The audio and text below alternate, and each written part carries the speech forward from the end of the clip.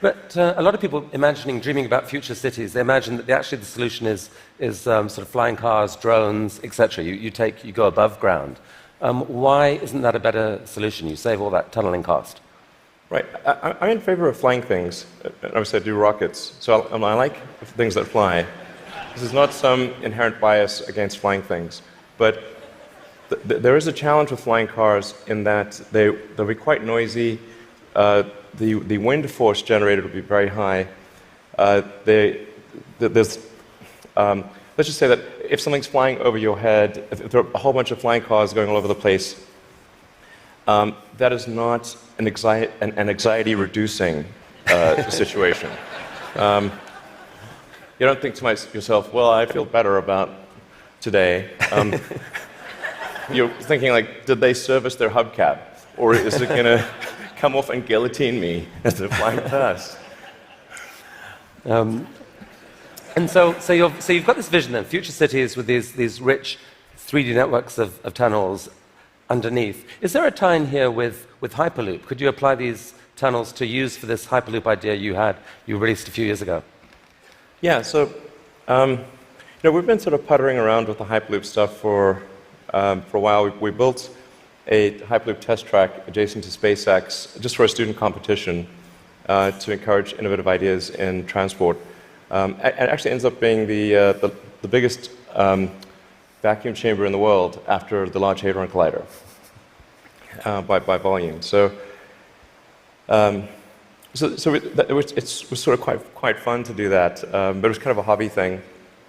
And then we think we might. So we developed a little pusher car to push the student pods, but we're going to try seeing how fast we can make the pusher go if it's not pushing something.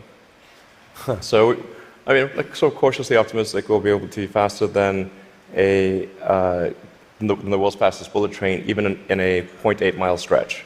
Whoa. Good brakes. Yeah. I mean, it's either going to smash into tiny pieces or. But you can picture then a Hyperloop in a tunnel, yes, running quite long distances. Exactly. So in looking at tunneling technology, it turns out that in order to make a tunnel, you have to, in order to seal against the water table, you've got to typically design a tunnel wall to be a good to about 5 or 6 atmospheres. So to go to vacuum is only 1 atmosphere, or near vacuum. So actually, it sort of turns out that automatically, if you build a tunnel that is good enough to resist the water table, it is automatically capable of holding vacuum. Huh. So, yeah. And so you could actually picture this, like what kind of length tunnel is in Elon's future to running Hyperloop? Yeah, I think there's no real length limit. You could dig as much as you want. I think if you were to do something like a DC to New York Hyperloop, I think you'd probably want to go underground the entire way because it's a high density area.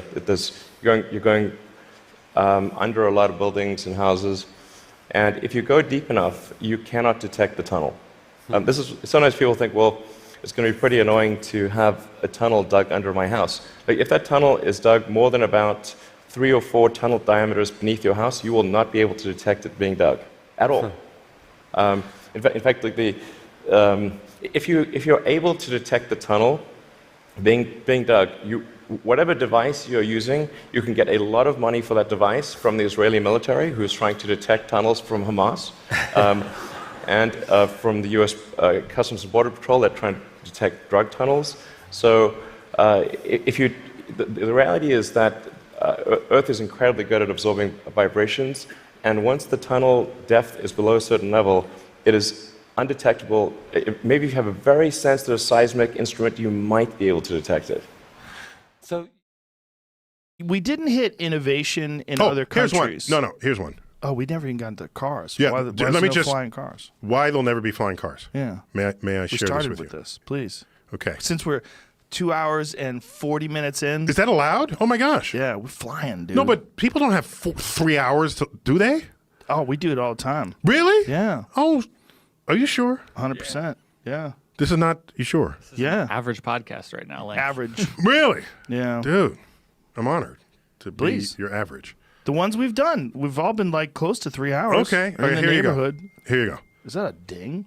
Oh, dare. Oh, it's rude. Okay, so let me. I flipped it. I turned that goddamn switch on. Okay, so let's go back to. Flying cars? Let's go back to why anyone would want a flying car in the first place. Because they're an asshole. Okay, no, Wanna here be it is. stuck in traffic. So here it better is. than everybody. So let's watch. Let's say there was only one road. Okay. Okay, that was the width of your car, and you're driving on this road, and there are cars behind you. The fastest you could go on that road is the speed of the slowest car on the road. Right. Make sense? Yes. This is travel in one dimension. That sucks. What you really want is travel in 2 dimensions. So you take the road and widen it. Let's make 2 lanes. 2 lanes in one direction. You can have 2 the other way as well. That doesn't matter here. Now you have 2 lanes. So now I can go around you. Your slow-ass car. Okay? And that's fine. This was a great improvement on one-dimensional travel. Now it's 2 dimensions. Okay? I can shift left or right as well as move forward or backwards to move. And the more lanes you have, the more 2-dimensional that is. Okay. The 405 here in Los Angeles, what is it, 6 lanes each? It's 12 freaking lanes? Okay? You are fully exploiting the 2-dimensionality of travel. But you still have so many cars that you say to yourself, I want to bypass this traffic. If you went from 1 dimensions to 2 dimensions, bypassing is just another lane. But now all 12 lanes are plugged, and you want to bypass it. So you're thinking, I need to travel in another dimension. I want to travel in the 3rd dimension. If I do that, I can bypass all these cars. I want a flying car. Yeah. Okay. Well, the point is, we already have flying cars. They're called helicopters. Well, the helicopters are originally invented for that. They're called helicopters. They're noisy. They have to create a downward thrust of air equal to its own weight. If you're going to have a flying car, that's what it's going to have to do. Right. They're noisy. They completely disrupt the terrain wherever they fly. So the issue is not that you want a flying car. You want to travel in that 3rd dimension. We already do that. How do we do that? They're called tunnels. They're called bridges. When you have a huge intersection, you don't move people through one another. You build one road over the other. You build one road under the other. You are exploiting 3 dimensions so that traffic can go in perpendicular directions simultaneously. That's what the flying cars would have given you. But we do that at intersections because it would be impossible to move 12 lanes of traffic through an intersection that crossed another freeway. New York City has done this. We do this. You're in the streets, there's too many cars, you can't move. Let's move in the 3rd dimension. Let's build a subway. This sounds like a guy who's trying to sell me something I'm telling that's you. better than a flying car. This is what it sounds like. You're like, listen, man, that flying car is bullshit, and I'll tell you why. You could buy a flying car. I want you to appreciate moving in the 3rd dimension. I do appreciate the it. New York City subway system moves 1 billion people a year. And they all go in the 3rd dimension, beneath the ground, through tunnels that are layered on top of one another. Well, the New York City subway system is amazing. How no doubt about you it. can move that many people. It's great, but it's not as good as a flying car. It's not as cool as a flying car, Right. but it's as effective as a flying car. No, not because for a I person go who has a past- flying car. Person who has a flying car doesn't have to get in line. You don't have to get on the subway. You don't have to have a token. You don't have to go through the turnstile. You don't have to deal with some guy who's rubbing his body up against yours.